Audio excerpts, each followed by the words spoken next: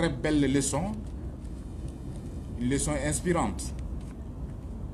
Je voudrais également rendre un vibrant hommage au professeur Alioune Sall. Vous avez compris, sa leçon inaugurale qui était très riche en enseignements. Il a refusé les termes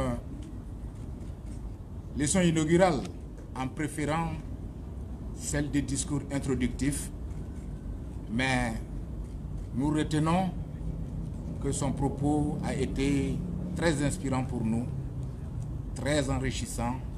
Et je pense bien que nous avons eu droit à un enseignement, à une école, à travers ces discours. Merci beaucoup, professeur Alioune Sall. Monsieur le ministre, mes chers collègues, mesdames et messieurs les représentants des institutions de la République, messieurs les anciens premiers ministres, messieurs les anciens ministres, mesdames et messieurs les présidents des autorités administratives indépendantes ou leurs représentants, Excellences, mesdames et messieurs les ambassadeurs, les membres du corps diplomatique et consulaire, Excellences, mesdames et messieurs les représentants des organisations internationales, monsieur le représentant du gouverneur du district de Bamako, monsieur le président de la délégation spéciale de la mairie du district de Bamako ou son représentant, mesdames et messieurs les représentants des organisations de la société civile et des organisations socio-professionnelles,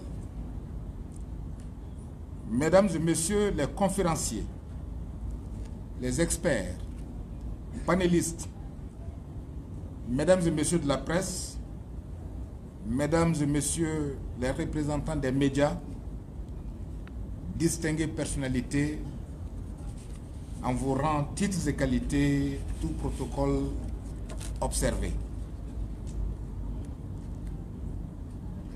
L'empêchement de monsieur le ministre, monsieur le Premier ministre, chef du gouvernement, le docteur Shogel Kokala Maïga, me vaut l'honneur de prendre la parole à cette cérémonie officielle d'ouverture de la 24e édition du Forum de Bamako. Monsieur le Premier ministre, qui avait à cœur d'être parmi nous ici ce matin, mais qui, par un impératif de dernière minute, me charge de vous exprimer tous ses regrets, Monsieur le Président. C'est un honneur et un grand privilège,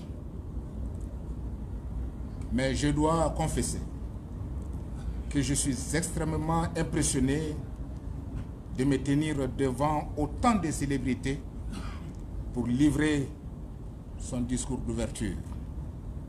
Donc, en son nom, je voudrais souhaiter la chaleureuse bienvenue à toutes et à tous en terre africaine du Mali, terre de rencontre, le Mali, pays des hommes d'honneur, d'humanisme et d'hospitalité légendaire. Au bismillah, au danser.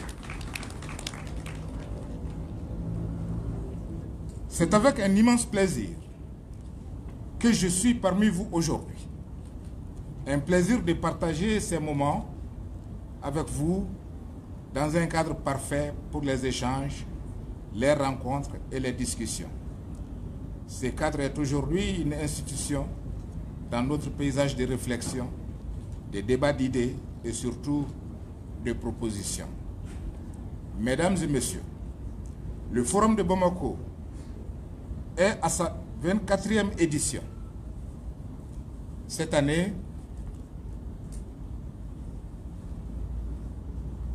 il arrive à un moment particulier de notre histoire. Les thèmes choisis cadrent parfaitement avec les préoccupations actuelles des Maliens. La question de la paix, de réconciliation et de développement est au cœur des priorités actuelles. La culture, comme facteur de paix, de réconciliation et de développement est le thème retenu pour cette année. Mesdames et messieurs, distingués invités, pays des vieilles civilisations, le Mali a toujours été une terre de rencontres, de brassage et d'interpénétration où diverses communautés ethno-linguistiques ont vécu en parfaite symbiose, partageant un héritage commun, une véritable indivision qui fonde une identité culturelle malienne commune et liée par un destin commun. Notre pays est un bassin millénaire de sédimentation des valeurs humaines supérieures qui ont toujours permis de réguler les tensions sociales et d'instaurer un climat de paix et d'humanisme au travers des valeurs culturelles de tolérance, de pardon, de solidarité et d'entraide. Comme nous venons d'en avoir un bel exemple à travers les lauréats de l'Institut des hautes études en management qui ont bénéficié de la fibre solidaire des Maliens à travers la société Barrick. Je voudrais donc féliciter ces lauréats et remercier vivement la société pour avoir valorisé justement cette vertu qui a toujours caractérisé notre société, la solidarité et l'entraide. Cette culture malienne a été et reste le ferment et le ciment de la cohésion sociale, du vivre ensemble et de l'unité nationale.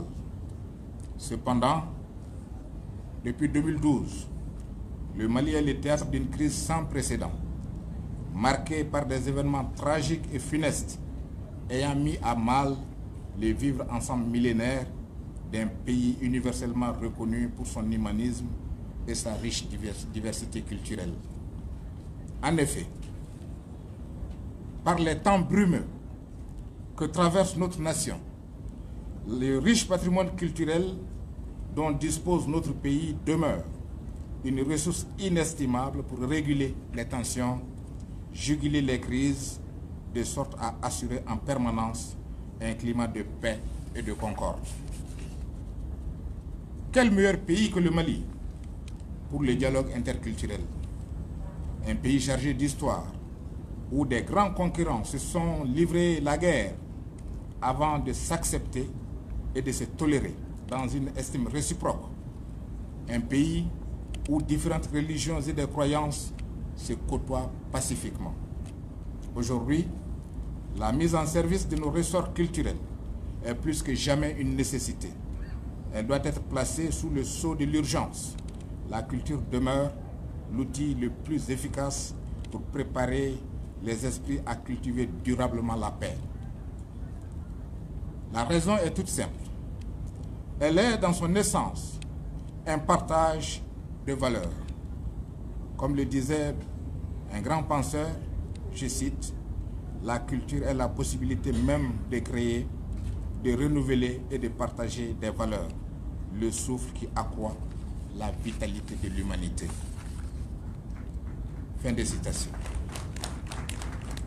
La culture malienne renferme tous les ingrédients et les ressources sur lesquels notre peuple devrait s'appuyer pour rebâtir le havre de paix qu'a toujours été notre pays.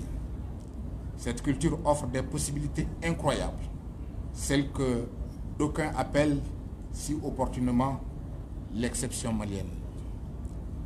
En tant que fondement de notre identité collective, la culture possède un pouvoir unique et extraordinaire pour rassembler les communautés. Elle est source d'inspiration et d'énergie positive pour réconcilier les cœurs, consolider la paix et la cohésion sociale, renforcer notre identité, nous forger un destin commun et nous affirmer en tant que nation respectée. Bref, la culture est cet héritage commun qui transcende nos différences ethniques, linguistiques, religieuses. Nous sommes les fils et filles d'une même nation, ayant été à la même mamelle culturelle. Or, les rapports entre ceux-ci sont comme une broderie que Dieu a tissée sur une toile d'amour. Les festivals traditionnels, les danses, la musique, les récits, les contes oraux et les artisanats sont autant de vecteurs de dialogue et de compréhension mutuelle. La Biennale artistique et culturelle du Mali, qui a rassemblé les Maliens sur des générations entières, a permis au Sénoufo de Loulouni de côtoyer son frère arabe Darawan, au Soninké de Kirané d'avoir des blagues amicales avec ses frères Touareg de l'Adrar des Ifouras, le Peul du Gabero, du Sénou, le Songo de Gao, le Bois du Boitou, le Minyanka du Wurikila, le Dogon des falaises de Bandiagara, les Bambara du Beledougou, de former ensemble le beau tapis malien dont avait parlé le sage de Bandiagara, Amadou Ampateba, le tapis avec la diversité de ses couleurs. C'est un véritable espace de rencontre et de partage. Les langues nationales comme le Bambara, le Peul, le Tamashek constituent également des véritables vecteurs de rapprochement de nos peuples. Les langues en tant que puissants marqueurs de notre identité, mais également en tant que vecteurs de la culture. Monsieur le Président, chers invités, mesdames et messieurs, le Mali, c'est une seule nation, une même histoire, un destin commun. Ce qui nous unit, comme le disait un de mes prédécesseurs, est plus important que ce qui nous sépare. Dans la diversité, nous célébrons notre unité. La culture crée des ponts entre les communautés, facilitant le dialogue, la compréhension mutuelle et la cohésion sociale. Comme le disait Amadou Ampateba, il a été beaucoup cité, mais c'est le sage de Bandiagara. Nous ne nous lasserons point de le citer. Et Amadou Ampateba disait dans sa lettre à la jeunesse, je cite, qu'il s'agisse des individus, des nations, des races ou des cultures, nous sommes tous différents les uns des autres. Mais nous avons tous quelque chose de semblable aussi. Et c'est cela qu'il faut chercher pour pouvoir se reconnaître en l'autre et dialoguer avec lui. Alors, nos différences, au lieu de nous séparer, deviendront complémentarité et source d'enrichissement mutuel. Fin de citation. La place de l'éducation est cruciale dans la promotion de la paix. En intégrant des contenus culturels locaux dans les programmes scolaires, il sera possible d'aider les jeunes à apprécier notre diversité et à développer des attitudes positives propres à cultiver la paix. La culture n'est pas seulement la perpétuation du patrimoine ancestral, elle est aussi un puissant levier de croissance et de développement économique et social. Les industries culturelles, créatives, touristiques sont génératrices d'emplois et de richesses, mais elles favorisent l'intégration des communautés. La rédaction de la nouvelle Constitution a fait beaucoup de références à notre histoire, à nos valeurs et a donné un cadre officiel à nos langues. Mesdames et messieurs, distingués invités, à un moment où la dynamique nationale est tournée vers la refondation de l'État pour bâtir le Mali de nos aspirations, le Mali croît, Mali nouveau, le rôle éminent de la culture et sa centralité dans la vie de la nation n'ont pas échappé à la sagacité du peuple souverain du Mali à travers la Constitution du 22 juillet 2023 qui laisse une place de choix au patrimoine culturel et aux langues nationales érigées désormais au rang de langues officielles. L'histoire du Mali nous enseigne qu'aucune société ne peut se construire ni se développer sans sa culture. La culture est un élément central pour bâtir un avenir de paix. La prise en compte de la dimension culturelle dans les politiques publiques est une donnée indispensable sans laquelle les objectifs de développement ne sauraient être atteints. Je vous invite, mesdames et messieurs, chers participants, à promouvoir et à valoriser notre culture comme un vecteur de paix, Encourageons le dialogue interculturel. Soutenons nos artistes et artisans. Inculquons à nos enfants les valeurs sociétales supérieures héritées de nos ancêtres afin de faire du Mali un havre de paix, émergent et prospère. La paix est la meilleure arme pour le développement qu'un peuple puisse avoir, avait dit Nelson Mandela. C'est donc sur cette note d'espoir que je déclare ouverte, au nom du Premier ministre chef du gouvernement, la 24e édition du Forum de Bamako. Je vous souhaite un excellent forum, des échanges fructueux pour la paix et le développement durable du Mali et de l'Afrique. Vive le Forum de Bamako, vive la Fondation Forum de Bamako, vive le Mali. Je vous remercie de votre aimable attention.